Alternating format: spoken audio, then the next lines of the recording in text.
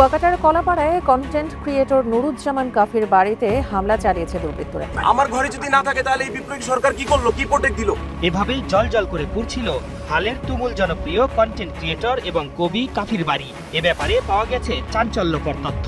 আগুন দেওয়ার সময় দুষ্কৃতিকারীরা তার ঘরের ছিটকিনি লাগিয়ে দেয়। এ সময় কাফির পরিবারের সদস্যরা ঘরেই অবস্থান করছিলেন। দর্শক, একটা খবর দেখলাম যে কন্টেন্ট ক্রিয়েটর কাফির বাড়িতে অগ্নিসংযোগের অভিযোগ। কেন?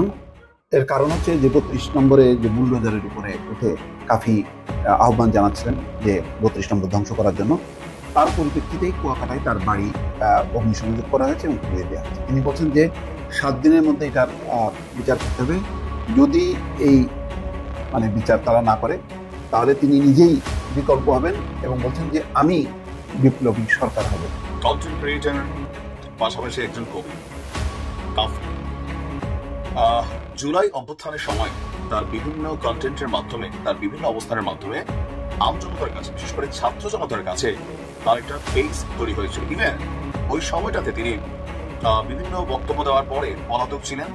পুলিশ তাকে তৎকালীন প্রেক্ষাপটে খুঁজেছিল। তো তারপরে যে সরকার পরিবর্তন ঘটলো, এখন সর্বশেষ বাংলাদেশে যে লাস্ট একটা বুলডোজার ঝড় গেল, সেই ঝড়ে যখন ধানমন্ডি 32 ভাঙা হলো, তো মোটামুটি সে আন্দোলনের স্টেক হোল্ডার হিসাবে কাফি যথেষ্ট উচ্ছ্বসিত ছিল যে হ্যাঁ, একদম ঠিক আছে, এটা সেখানে তারা সেলিব্রেট করেছে। একটা ঐতিহাসিক সত্য হলো, ইতিহাসের বিরুদ্ধে দাঁড়িয়ে, সমাজ রাষ্ট্রের বিরুদ্ধে দাঁড়িয়ে যদি কোনো বিশেষ গোষ্ঠী বিশেষ উদ্দেশ্য সাধনের জন্য কাজ করে যায়, তারা নিজেরাই ধ্বংস হয়ে যায়। এটি ইতিহাসই বলে। আমরা কি তেমন আরেকটি ইতিহাসের সম্মুখীন? আসসালামু আলাইকুম দর্শক, নতুন একটা নিউজে আপনাকে স্বাগতম। প্রিয় দর্শক, কন্টেন্ট ক্রিয়েটর নুরুজ্জামান কাফির বাড়িতে অগ্নিসংযোগ, কাফির বাড়িতে আগুন নিয়ে চাঞ্চল্যকর তথ্য ফাঁস, উপদেষ্টা মাহফুজ আলমের ফেঁসে যাওয়ার গোপন তথ্য ফাঁসের ঘটনা ও প্রেক্ষাপট নিয়ে করা আমাদের আজকের ভিডিওটি অত্যন্ত গুরুত্বপূর্ণ। ভিডিওটি শুরু থেকে শেষ পর্যন্ত ধৈর্য সহকারে দেখে একটি লাইক দিয়ে সবাইকে শেয়ার করে দিন। আমাদের চ্যানেলে নতুন হলে চ্যানেলটি সাবস্ক্রাইব করে পাশে থাকা বেল আইকনে ক্লিক করে রাখুন। আমাদের ভিডিওটি আপনি বাংলাদেশের কোন জেলায় বসে দেখছেন বা শুনছেন সেটি অবশ্যই কমেন্ট বক্সে কমেন্ট করে জানিয়ে দিতে ভুলবেন না। চলুন আর কথা না বাড়িয়ে ভিডিওটিতে একটি লাইক দিয়ে ধারাবাহিকভাবে আজকের বিস্তারিত খবরগুলো দেখে আসি। কুয়াকাটার কলাপাড়ায় কন্টেন্ট ক্রিয়েটর নুরুজ্জামান কাফির বাড়িতে হামলা চালিয়েছে দুর্বৃত্তরা। এ নিয়ে আরো জানাতে কুয়াকাটা থেকে যোগ দিচ্ছেন আমাদের সহকর্মী ফরিদ উদ্দিন আক্তার। ফরিদ, সেখানকার সবশেষ পরিস্থিতি এখন কেমন? এই হামলায় জড়িত কাউকে কি আটক করা গেছে? জুলাই আন্দোলনের সমন্বয়কারী ও বিভিন্ন ইস্যু নিয়ে সোশ্যাল মিডিয়ায় কথা বলা জনপ্রিয় কন্টেন্ট ক্রিয়েটর নুরুজ্জামান কাফির গ্রামের বাড়িতে আগুন দিয়ে পুড়িয়ে দিয়েছে দুর্বৃত্তরা। এই সময় তার পিতা, মাতা সহ পরিবারের 6 সদস্য ঘরের মধ্যে ছিল, বাহির থেকে দরজা আটকানো। এই আগুন দেওয়া কাফির পিতা হাবিবুর রহমান বলেন, তবে তারা অক্ষত অবস্থায় দরজা ভেঙে বের হতে পেরেছেন। মঙ্গলবার রাত 1:30টার দিকে রজপাড়া কাফির গ্রামের বাড়িতে আগুনের ঘটনা ঘটে। কাফির বাবা যেটা জানিয়েছেন, ঘরের চালের উপরে তিনি প্রথমে আগুন দেখতে পান। মুহূর্তেই আগুনের লেলিহান শিখা ছড়িয়ে পড়ে ঘরের চারিদিকে। ঘরের বারান্দা থেকে বের হওয়ার চেষ্টা করেন, কিন্তু ঘরের দরজা কিন্তু বাহির থেকে বন্ধ ছিল। এরপর তিনি পিছনের দরজা ভেঙে বের হন। এরপর একে একে তার বড় ছেলে, পুতের বউ সহ সবাইকে নিয়ে বের হতে সমর্থ হন। এর কিছুক্ষণ পরই ফায়ার সার্ভিস এসে 1 ঘন্টার নিয়ন্ত্রণে করেন আগুন। 1 ঘন্টা নিয়ন্ত্রণের চেষ্টা করার পর ফায়ার সার্ভিসের আগুন নিয়ন্ত্রণে আনতে পেরেছেন।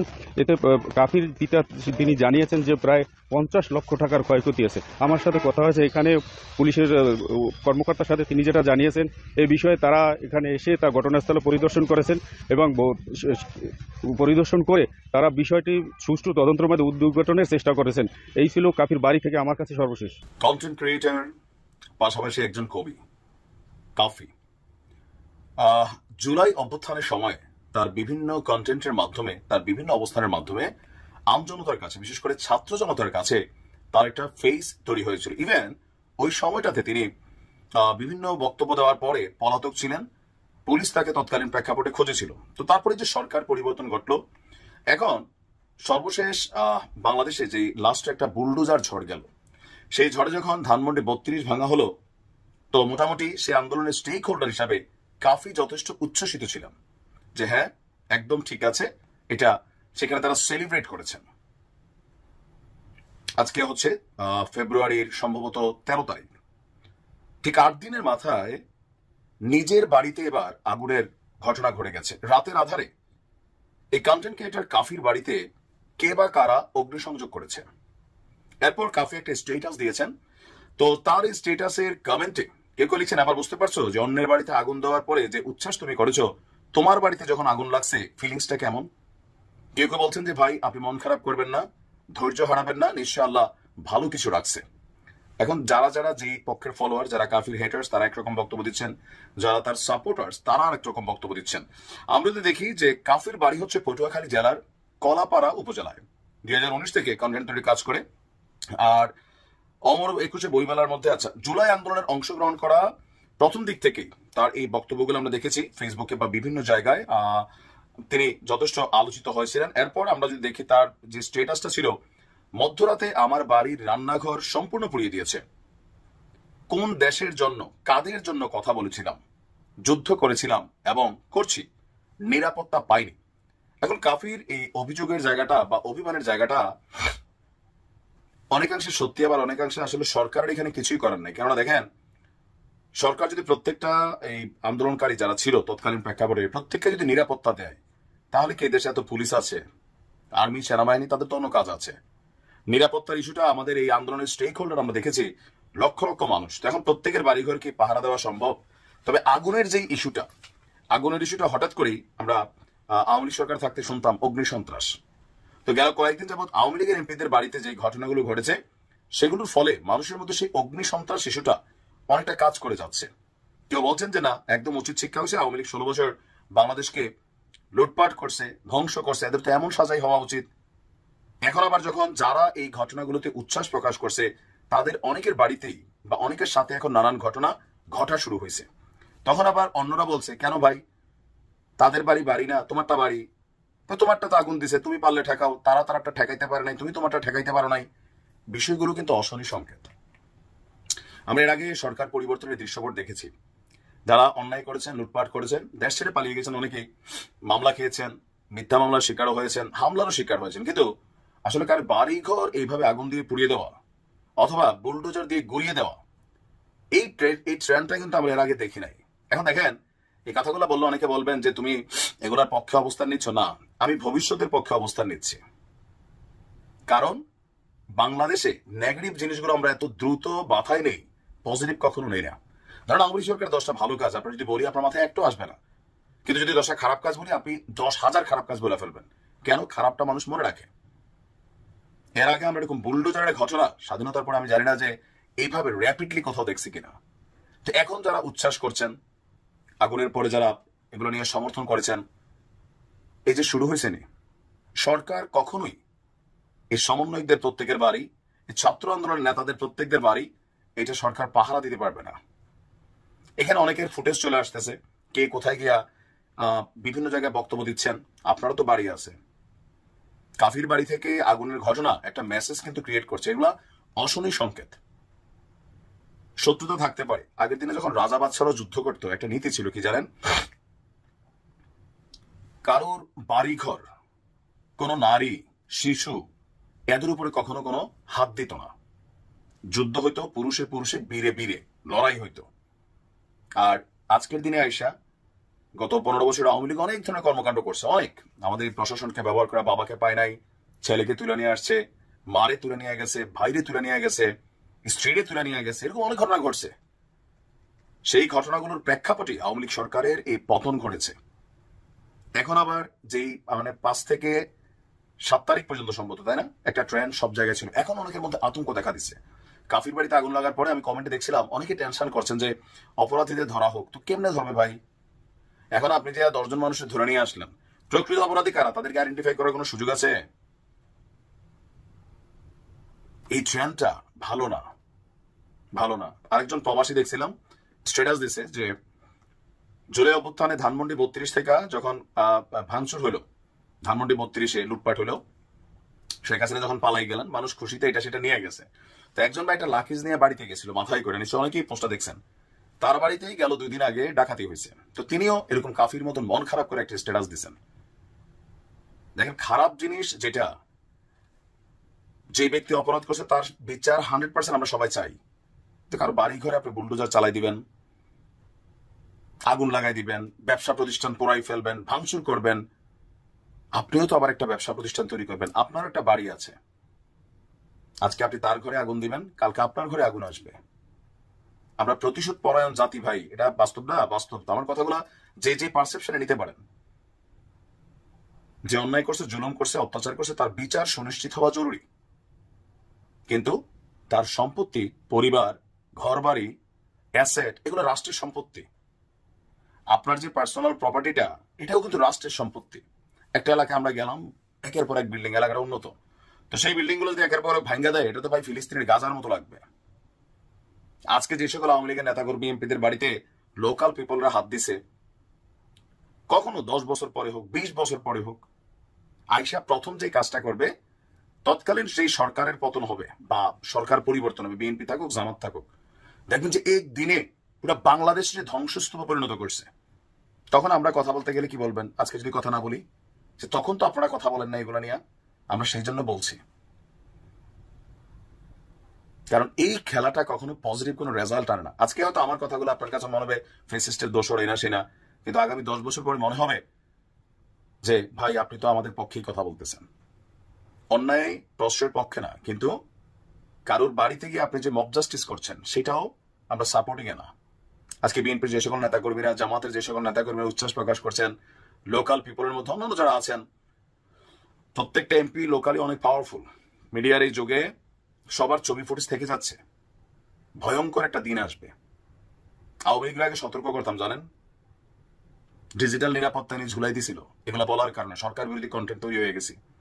কিন্তু এখন আওয়ামী লীগের তারা আমার কমেন্টের ভিতরে বেশি আসেন, ভাই আপনি সঠিকটা বলতেছেন, এটা প্রকাশ করেন, সেটা কিন্তু তখন বলতেন তুই দেশে তোর পাঠান দেব। বুঝতে পারছেন?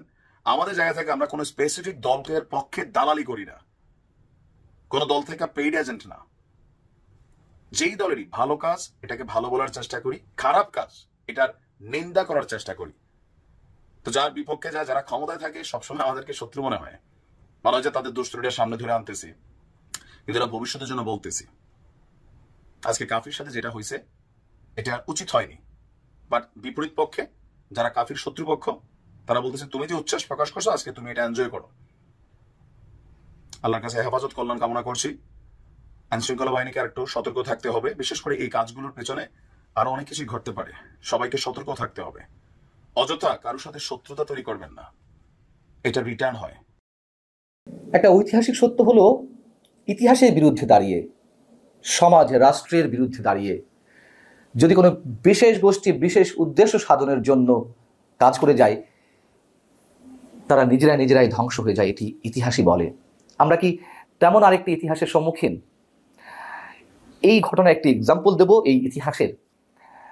গত 2 দিন আগে সোমবার 21 বইমেলাতে তসলিমা নাসরিনের বই রাখাকে কেন্দ্র করে এবং জয় বাংলা স্লোগানকে কেন্দ্র করে যা কিছু ঘটে গেল, যে মবের সৃষ্টি হলো, সেই ঘটনার পরিপ্রেক্ষিতে সারা দেশে তো প্রতিবাদের একটা ঝড় উঠেছে এবং দেশে বিদেশে নানান ধরনের প্রতিক্রিয়া হচ্ছে, যা সরকারের জন্য খুবই বিব্রতকর। সেই জায়গা থেকে ওই মবের বিরুদ্ধে ডক্টর মোহাম্মদ ইউনূসের ভাষ্য অনুযায়ী, যিনি মাস্টার মাইন্ড উপদেষ্টা পরিষদে রয়েছেন ছাত্র প্রতিনিধি হিসেবে, মাহফুজ আলমের পদত্যাগের দাবি করা হচ্ছে। আগুন তার নিজের ঘরেই লেগেছে। চারিদিকে দেশের ইতিহাস, ঐতিহ্য এবং আমাদের মুক্তিযুদ্ধের স্মৃতি মুছে দিতে যে একটা চক্রান্ত চলছে, যে একটি বিশেষ গোষ্ঠী কাজ করছে, সেই জায়গা থেকে তো মানুষের নানান ধরনের সংশয় তৈরি হয়েছে অনেককে নিয়ে। যাও, এখন মাহফুজ আলমের ঘরে আগুন লেগেছে, তার পদত্যাগের দাবি উঠেছে, তাকে ক্ষমা চাইতে হবে। কেন? তিনি ওই ঘটনার পর, মতের আগে অনেকগুলো হয়েছে গত 6 মাসে, কিন্তু ওই ঘটনাকে কেন্দ্র করে, 21 বইমেলার ঘটনাকে কেন্দ্র করে তিনি বক্তব্য দিলেন এরকমটা, যে অভ্যুত্থানের পক্ষে হলে মব বন্ধ করেন, আর যদি মব করেন তাহলে আপনাদের ডেভিল বা শয়তান হিসেবে ট্রিট করা হবে। Devil hunt, operation devil hunt চলছে, তাদেরকে ধরা হবে, এরকম একটি হুমকি মাহফুজ আলম দিয়েছেন তার বক্তব্যের মধ্যে দিয়ে বোঝা যায়। যাই হোক, তার এই বক্তব্যের প্রতিবাদ এখন জানানো হচ্ছে তৌহিদি জনতার পক্ষ থেকে। হেফাজত ইসলাম সচেতন আলেম সমাজের মতন সংগঠনের ব্যানারে তার পদত্যাগ দাবি করা হচ্ছে। তার এই যে পদত্যাগের দাবি এবং দেশের বিভিন্ন স্থানে বিক্ষোভ মিছিল মাহফুজ আলমের বিরুদ্ধে, সেটি থেকে মাহফুজ আলম নিজে ভীত সন্ত্রস্ত হয়ে উঠেছেন। আর সে কারণেই এখন মিউ কণ্ঠে তিনি তার ওই বক্তব্যের আবার ব্যাখ্যা দেওয়ার চেষ্টা করছেন। তিনি তার ফেসবুক পেজে একটা দীর্ঘ স্ট্যাটাস দিয়েছেন। তার আগে সচেতন আলেম সমাজ কি বলছে সেটি একটু আপনাদেরকে শুনিয়ে দিই। সচেতন আলেম সমাজের পক্ষ থেকে একটি বিবৃতি দেওয়া হয়েছে, যেখানে বলা হচ্ছে যে 21শে বইমেলায় তসলিমা নাসরিনের নিষিদ্ধ বই রাখা এবং জয় বাংলা, মুক্তিপাক, মৌলবাদ, নিপাত যাক ধরনের উস্কানিমূলক বার্তা দিয়ে বিতর্ক তৈরির পর যখন সচেতন নাগরিকরা এর প্রতিবাদ জানায়, তখন সব্যসাচীর লেখক শতাব্দী ভব পুলিশের সামনে প্রতিবাদকারীদের উপরে মারমুখী হয়। এই যে বর্ণনাটি আমাদের সামনে দেওয়া হলো, এটি কি ঠিক? শতাব্দী ভব কখন পুলিশের উপর মারমুখী হয়েছে, মানে পুলিশের সামনে, বা তার আগে কতটা আক্রমণ করা হয়েছে, মবের সৃষ্টি করেছে কারা? যাই হোক, এটা সচেতন আলেম সমাজ তাদের মতো করে বলছেন। এরপরে বলা হচ্ছে যে এই ঘটনার পর উপদেষ্টা মাহফুজ আলম ঘটনার কোনো ধরনের নিরপেক্ষ তদন্তের চেষ্টা না করেই একতরফাভাবে প্রতিবাদকারীদের তৌহিদি জনতা বলে ব্যঙ্গ করেন এবং তাদের বিরুদ্ধে প্রকাশ্য হুমকি দেন। আচ্ছা, তৌহিদি জনতা বলেছে মাহফুজ আলম, তাহলে এটা ব্যঙ্গ করা কি আছে? তারা কি তৌহিদি জনতা নন যারা সেখানে আক্রমণ করছিলেন, বা তাদের বক্তব্য যদি হয় যে তারা আক্রমণের শিকার হয়েছিলেন? আচ্ছা, এবং তাদের বিরুদ্ধে নাকি মাহফুজ আলম প্রকাশ্যে হুমকি দিচ্ছেন। হেফাজত ইসলামও মাহফুজ আলমের বক্তব্যের বিরোধিতা করে বক্তব্য দিয়েছে। যাই হোক, মাহফুজ আলম তার ফেসবুকে যে স্ট্যাটাসটি দিয়েছেন সেটি আপনাদেরকে একটু পড়ে শোনাই। দীর্ঘ স্ট্যাটাস, আমি 2-3টি প্যারা পড়ছি। তিনি বলছেন যে তৌহিদি জনতার নামে আপনারা যারা নিজেদের পরিচয় দেন তাদের আমি হুমকি দেইনি, সতর্ক করেছি। মানে কণ্ঠটা এখন মিউ মিউ হয়ে উঠেছে। ভয় পেয়ে গেছেন কিনা আমরা জানি না। এর আগে তার যেসব স্ট্যাটাস আমরা নিশ্চয়ই খেয়াল করেছি, কি ঔদ্ধত্যপূর্ণ স্ট্যাটাস, কি উস্কানিমূলক স্ট্যাটাস, এবং বুক টান টান করে শির দ্বারা সোজা করে তার যেসব বক্তব্য আমরা তো শুনেছি, তার স্ট্যাটাসগুলো দেখেছি, এবং কোনো কোনো উস্কানিমূলক স্ট্যাটাস আবার তুলেও নিয়েছেন। কিন্তু এই স্ট্যাটাসের ভাষাগুলো খেয়াল করুন। তিনি বলছেন যে আমি হুমকি দেইনি, সতর্ক করেছি। কেন করেছি? গত 15 বছর নিপীড়ন সহ্য করে এবং অভ্যুত্থানে ভূমিকা রেখে সকল নাগরিকদের মতো আপনারা একটি জাতীয় সম্ভাবনা হাজির করেছেন এবং মব সংস্কৃতির কারণে তা ভুলণ্ঠিত হচ্ছে। এক্ষেত্রে আপনাদেরকেই এই সম্ভাবনা রক্ষা করতে হবে। তিনি বলছেন যে আমি নিজে বিশ্বাসী মুসলিম হিসেবে তৌহিদবাদী, কিন্তু কেউ তৌহিদের নামে উগ্রতা দেখালে সেটা আসন্ন পরিণতি সম্পর্কে সাবধান করাও সহ নাগরিক এবং দায়িত্বশীল ব্যক্তি হিসেবে আমার কর্তব্য মনে করি। তিনি যে তৌহিদি জনতা হয়েই থাকেন, তৌহিদি জনতার উদ্দেশ্য কি এটি? দেশের মধ্যে বিশৃঙ্খলা সৃষ্টি করে আক্রমণাত্মক ভঙ্গিতে ঝাঁপিয়ে পড়া, বিরোধী দলকে নিশ্চিহ্ন করা, সেই চেষ্টাগুলো তো হয়ে আসছে এই 6 মাস। তার আগে কি করেছে সেই হিসাবটা অন্যরকম, কিন্তু গণঅভ্যুত্থানের স্পিড তো আর এটি ছিল না এখন যা ঘটছে। তিনি বলছেন যে বাংলাদেশে এখন স্থিতিশীলতা দরকার। বিপ্লবী জনতা আর খণ্ড খণ্ড মব আলাদা জিনিস। লক্ষ্যহীন উদ্দেশ্যবিহীন এই মব সংস্কৃতির কারণে উপকৃত হচ্ছে আমাদের শত্রুরা। খুব স্বাভাবিক, উপকৃত হবেই। এটা তো আমি আরো 5-5.5 মাস আগে বলে দিয়েছি যে যা কিছু করছে ছাত্র সমন্বয়করা বা তাদের সঙ্গে যারা আছে, তা শেখ হাসিনাকে ভালো করে দেশে ওয়েলকাম জানানোর একটা প্রশস্ত পথ তৈরি করে দিচ্ছে। এখন বিষয় হচ্ছে যে মাহফুজ আলমের যে বক্তব্য, তার যে উপলব্ধি, এটি সত্যি সত্যি তার রিয়ালাইজেশন থেকে এই কথাগুলো বলছেন, নাকি এটিও এক ধরনের নাটক? তিনি যা বলেন আর যা শোনান তার মধ্যে তো অনেক ধরনের পার্থক্য থাকে, আমরা এর মধ্যে স্পষ্ট হয়েছি। নাকি তার পদ চলে যাওয়ার যে হুমকি দেওয়া হয়েছে, তাকে পদত্যাগ করার জন্য যেই বক্তব্যগুলো দেওয়া হচ্ছে বা ক্ষমা চাওয়ার জন্য দাবি জানানো হচ্ছে, দেশের বিভিন্ন স্থানে বিক্ষোভ মিছিল হয়েছে, সেই জায়গা থেকে পরিত্রাণ পেতে নিজের পদবি ঠিক রাখতে এখন মিউ মিউ কণ্ঠে কথা বলছেন। এর আগে তো আমরা দেখিনি। এই যে মব সংস্কৃতি গত কয়েকদিনে যে অবস্থায় পৌঁছলো, যেখানে সেখানে মবের তৈরি করে রাজনৈতিক কার্যালয়ে, যেমন জাতীয় পার্টির অফিসে আগুন ধরিয়ে দেওয়া, ভাঙচুর করা, মবের সৃষ্টি করে আদালত প্রাঙ্গণে বিচারপতিদের অপসারণ দাবি করা, মবের তৈরি করে বুলডোজার দিয়ে বঙ্গবন্ধুর ঐতিহাসিক ভবনটি ভেঙে গুড়িয়ে দেওয়া, দেশের 35টি জেলায় আওয়ামী লীগের নেতাকর্মীদের বাড়িঘর জ্বালিয়ে দেওয়া, পুড়িয়ে দেওয়া, বুলডোজার দিয়ে ভেঙে দেওয়া। মনে পড়েনি? জানেন তো কোনটা মব আর কোনটা নয়। মাহফুজ আলম এটুকু বোঝেন না তা তো আমরা বিশ্বাস করি না, কিন্তু এতদিন পর এসে উপলব্ধি করছেন। আর উপলব্ধি হয়েছে, আমরাও সে কথা বলি না। তখন এই যে মবগুলো চলছিল, প্রত্যেকটি বৈষম্যবিরোধী ছাত্র আন্দোলনের নেতারা উৎসাহ দিয়েছেন। সর্বশেষ যে বঙ্গবন্ধুর বাড়িটি গুড়িয়ে দেওয়া হলো, শুধু ছাত্র সমন্বয়করা নয়, সমন্বয়কদের অন্যতম উপদেষ্টা পরিষদে যারা বসে আছেন তাদের কেউ ফেসবুকে স্ট্যাটাস দিয়ে বললেন যে আসুন উৎসব করা হোক। মবের সৃষ্টি করা হচ্ছে আর সেটির প্রতি সহমর্মিতা এবং সহমত পোষণ করে উৎসবের ডাক দেয়। তখন মাহফুজ আলমরা বোঝেন না এই যে একটা চরম অবস্থা বিরাজ করছে, এর মধ্যে দিয়ে যদি কেউ যেই হোক না কেন, আমি ডেফিনেট করে কাউকে উদ্দেশ্য করে না বললেও যেই করুন না কেন এই অবস্থাগুলো, তারা নিজেরাই শেষ হয়ে যান। এখন মাহফুজ আলমের ঘরে আগুন লেগেছে, তার পদত্যাগের দাবি উঠেছে, ক্ষমা চাওয়ার দাবি উঠেছে। এই আগুন আরো বেশি ছড়িয়ে পড়বে বলে আমাদের আশঙ্কা। আয়নাঘরেই রাখা হয়েছিল, চিনতে পারলেন নাহিদ ও আসিফ। আয়নাঘর পরিদর্শনে গিয়ে জুলাইয়ে বৈষম্য বিরোধী ছাত্র আন্দোলনের সময় যে বন্দিশালায় আটকে রাখা হয়েছিল উপদেষ্টা নাহিদ ইসলাম ও আসিফ মাহমুদ সজীব ভুইয়াকে, সেটি তারা চিনতে পেরেছেন। বুধবার প্রধান উপদেষ্টা সহকারী প্রেস সচিব সুস্মিতা তিথি সামাজিক যোগাযোগ মাধ্যম ফেসবুকে পোস্ট দিয়ে এই তথ্য জানিয়েছেন। জুলাই বৈষম্য বিরোধী ছাত্র আন্দোলন চলাকালীন সময় সাদা পোশাকে তুলে নিয়ে যাওয়া হয়েছিল দুই সমন্বয়ক নাহিদ ইসলাম ও আসিফ মাহমুদকে। বুধবার অন্তর্বর্তী সরকারের প্রধান উপদেষ্টা ডক্টর মোহাম্মদ ইউনূসের সঙ্গে আয়নাঘর পরিদর্শনে যান উপদেষ্টা নাসিব এবং আসিফও। সেখানে সশরীরে উপস্থিত থেকে সেই দুই টর্চার সেল চিনতে পারার কথা জানান তারা। আয়নাঘর পরিদর্শনের পর নাহিদ জানান তাকে যে কক্ষে আটকে রাখা হয়েছিল সেই কক্ষের একপাশে টয়লেট হিসেবে একটি বেসিনের মতো ছিল। 5 আগস্টের পর এই সেলগুলোর মাঝের দেয়াল ভেঙে ফেলা হয় এবং দেয়াল রং করা হয়। আয়নাঘর পরিদর্শনের পর আসিফ জানান তাকে যে কক্ষে আটকে রাখা হয়েছিল সেই কক্ষের দেয়ালের উপরে অংশের খোপগুলোতে একজস্ট ফ্যান ছিল, এখন নেই। আসিফ আরো জানান তিনি দেয়াল দেখে কক্ষটিকে চিনতে পেরেছেন। কক্ষটি আগে অনেক ছোট ছিল, এখন মাঝের দেয়াল ভেঙে বড় করা হয়েছে। ওই কক্ষে তাকে 4 দিন আটকে রাখা হয়েছিল। এ সময় বাইরের কারোর সঙ্গে তাকে কথা বলতে দেওয়া হয়নি। টয়লেট ছিল কক্ষের বাইরে এবং তাকে চোখ বেঁধে টয়লেটে নিয়ে যাওয়া হতো। এদিকে ধানমন্ডি 32 পোড়ানো প্রতিশোধী আমার বাড়ি পোড়ানো হয়েছে, জানালেন কন্টেন্ট ক্রিয়েটর কাফি। কন্টেন্ট ক্রিয়েটর নুরুজ্জামান কাফি দাবি করেছেন ধানমন্ডি 32 নম্বরে বাড়ি পোড়ানোর ঘটনার প্রতিশোধ নিতেই তার বাড়ি পোড়ানো হয়েছে। বুধবার দুপুর 12টায় পটুয়াখালীর কলাপাড়া উপজেলার রাজপাড়া গ্রামের নিজ পোড়া ঘরের সামনে সংবাদ সম্মেলনে কথা বলেন কাফি। এ সময় বক্তব্য দিতে গিয়ে তিনি আবেগ আপ্লুত হয়ে পড়েন। কাফি বলেন, স্বৈরাচারের বিরুদ্ধে জীবনের ঝুঁকি নিয়ে আমি কথা বলেছি, মানুষের পক্ষে কথা বলেছি। শেখ হাসিনা বলেছেন ধানমন্ডি যারা পুড়িয়েছে তাদের বাড়িঘর পুড়িয়ে দেওয়া হবে, আর ঠিক সেই প্রতিশোধ হিসেবেই আমার বাড়ি প্রথমে পুড়েছে। তিনি বলেন, আমার বাবা এবং ভাই আমার জন্য 2 বার কেঁদেছেন। একবার জুলাই আন্দোলনের সময় যখন আমি পালিয়ে গিয়েছিলাম, আবার দ্বিতীয়বার আজ যখন আমার ঘর পোড়ানো হলো। বাবার সন্তান হিসেবে আজ আমি লজ্জিত। সংবাদ সম্মেলনে সরকারকে হুঁশিয়ারি দিয়ে কাফি বলেন, অন্তর্বর্তীকালীন সরকারকে উদ্দেশ্য করে বলছি 7 দিনের মধ্যে আমার ঘর পুনর্নির্মাণ এবং দোষীদের গ্রেপ্তার করা না হলে আমি একাই এই পোড়াবাড়ির সামনে রাস্তায় দাঁড়াবো। আমি কি সেটা আমি 7 দিন পর দেখাবো। বিপ্লবী জনতা আমার সঙ্গে রয়েছে। এই পোড়াবাড়ির সামনে দাঁড়ালে টিএসসি পর্যন্ত জ্যাম লেগে যাবে। দরকার হলে বিপ্লবী সরকারের ডাক দেব।